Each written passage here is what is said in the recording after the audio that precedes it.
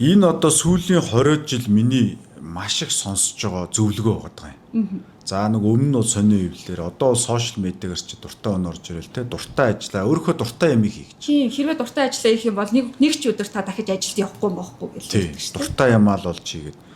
Тэгээ энэ бол одоо дэлхийн түүхэнд хамгийн буруу хамгийн төөрөлдүүлсэн юм зөвлөгөө.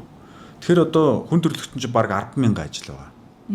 Тэгээд дуртай ажил нь 9,500 дахь ажил нь байвал яах юм? Саяны дээр ундрам гэсэн үү те? Тийм ундрам. Ундрам бол одоо ингээд 2 жил 4 ажил солилцсон. Одоо ингээд 10 жилийн дараа одоо 40 ажил солилцсон. Ингээд суучих юм уу? Тэгээд анкетын тэр чинь хүн хараад энэ ч одоо энэ асуудалтай хүн байна гэж дүгнэ. Тэгэхээр дуртай ажиллаа хийн гэдэг бол хамгийн буруу зөвлөгөө. Энэ зөвлөгөөг хизээч сонсож тарих толгоо самруулж болохгүй. Юу хийх ёстой вөхөр хүн хариуцлага олох ёстой.